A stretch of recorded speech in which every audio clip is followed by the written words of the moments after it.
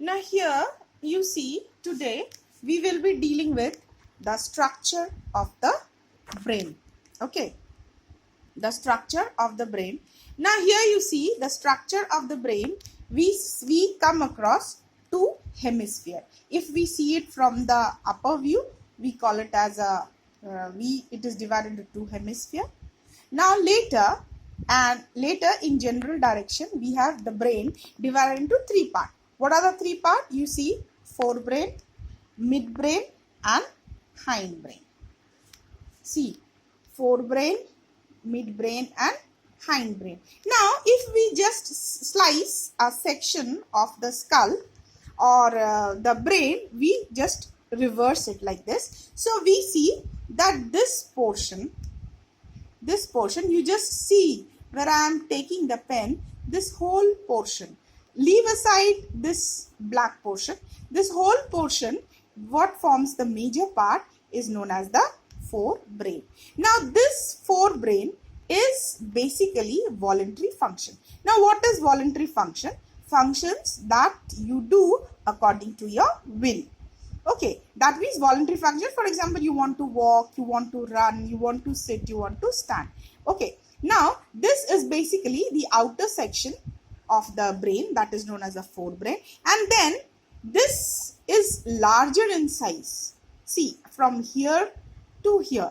Now since this is larger in size, its function is also large. For example, you are intelligent if you have ridges and furrows. See, it is, if you ever see a walnut or a akhrout, what you call it, you see the ridges are there. The more ridges and furrows you find in a brain, the more intelligent the person is. So this is actually the site of intelligence. Even you think, you speak, you see, you hear, even you remember, and all your emotion, you get angry, you feel sad, you feel emotionally attached, you sentimental, whatever, it is all attached to the forebrain. Now here you see, below the forebrain, you see this dark portion,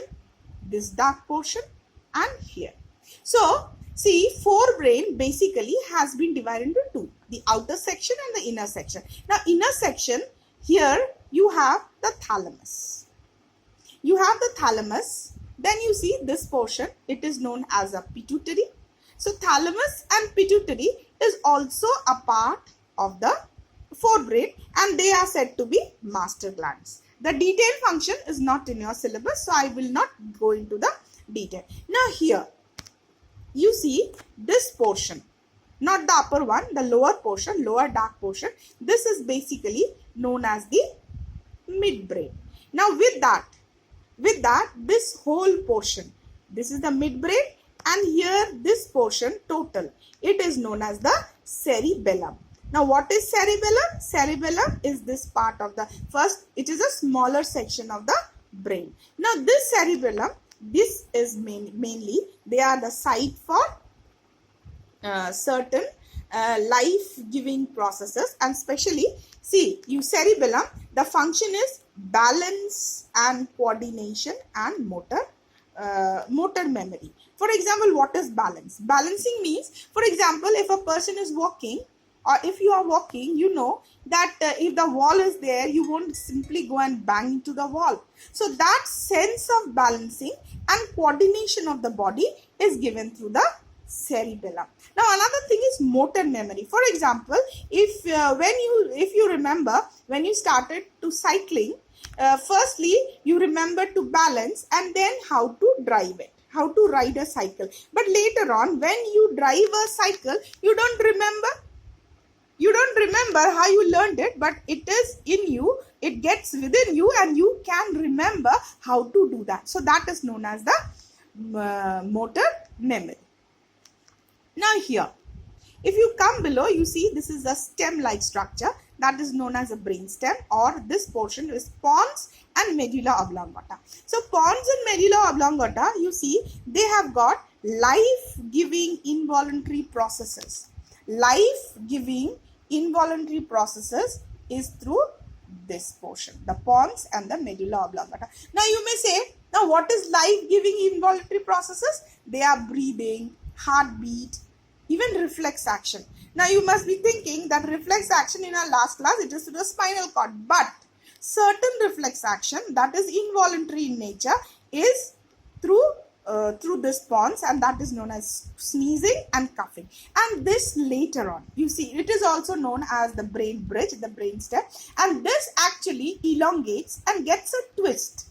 Okay, in this pons area, it gets a twist and it goes to the spinal cord.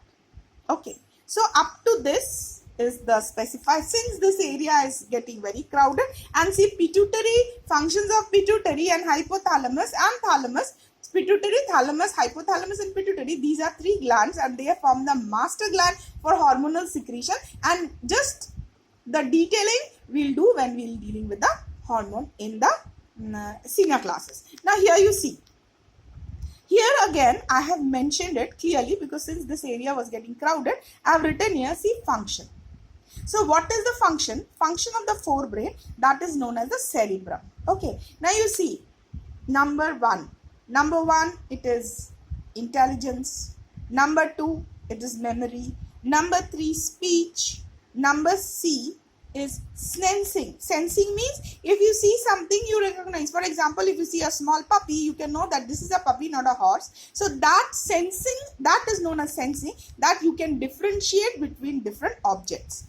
Sight, you can see because it is the auditory, optic and olfactory are there. Optic nerve comes and joins here, so that is the center for sight. You can hear because the auditory center is here. Olfactory center for smell, and you can walk, you can talk, and all voluntary function, whatever you do according to your will, is here in the forebrain. Now you come to the cerebellum. Now what is cerebellum? Cerebellum is known as the midbrain. It is here, here, here. This is the cerebellum and this is the smaller section of the brain. Now here it is, its function is balancing. You balance. For example, you walk on two legs with the help of balance, and body coordination. Now for example, if you see a person who has consumed alcohol.